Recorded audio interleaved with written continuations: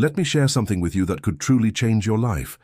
Have you ever caught yourself thinking about someone, even though you swore you had moved on? It happens in the quiet moments, when you're lying in bed at night, when a familiar song plays, or when a random scent suddenly brings back a rush of emotions. Sometimes it's subtle, just a whisper in the back of your mind. You tell yourself it's only nostalgia, that it doesn't mean anything. You try to bury it with distractions, hoping one day they'll finally be gone from your thoughts. But despite your efforts, they remain. Carl Jung believed that nothing in the unconscious mind happens by chance. If someone keeps resurfacing in your thoughts, your psyche is trying to tell you something important. This person is not just a memory, they are a symbol, a mirror reflecting something deeper within you. The unconscious is filled with every experience, every wound, every joy, and every unresolved emotion. Some things stay hidden, while others keep returning until we finally listen. The harder you try to suppress these thoughts, the stronger they become. Jung taught that what we resist persists. Your mind will not let go of something it still needs to understand. So the real question is not, why am I still thinking about them? But what part of myself is being reflected in them?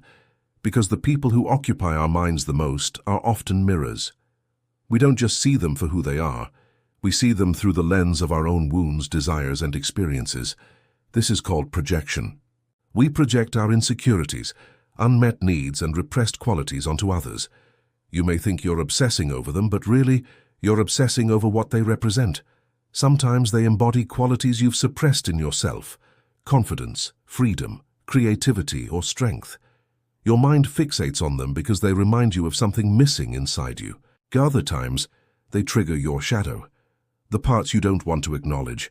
The people who hurt us the most often stay in our thoughts longest because they expose deep wounds, fear of abandonment, rejection, or unworthiness. Until you recognize what they're triggering within you, your mind will keep circling back.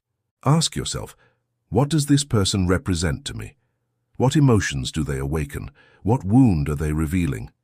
Some attachments go even deeper. They are connected to archetypes, universal patterns in the human psyche.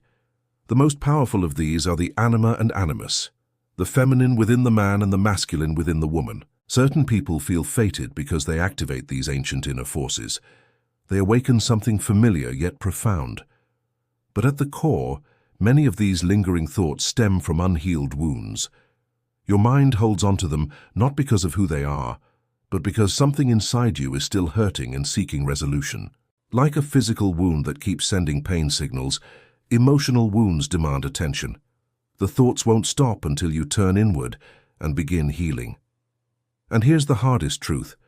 Sometimes this person is simply a distraction from the real work, the work on yourself. This brings us to the shadow self, the hidden part of you that you've denied, rejected, or buried. The relationships that affect us most deeply are often the ones that force us to confront this shadow. The moment you stop focusing on them and start asking, what are they showing me about myself? Everything begins to change. True freedom comes through individuation, the journey of becoming your whole integrated self. It's not about forgetting or forcing yourself to move on. It's about reclaiming the parts of yourself you projected onto them. Instead of asking why they won't leave your mind, ask, what do I need to reclaim? What lesson must I integrate? What wound needs healing? When you stop searching for answers in another person and start finding them within yourself, their hold on your mind begins to fade. You were never truly haunted by them. You were being called to heal, to become whole. The thoughts were breadcrumbs leading you back to yourself, so set yourself free.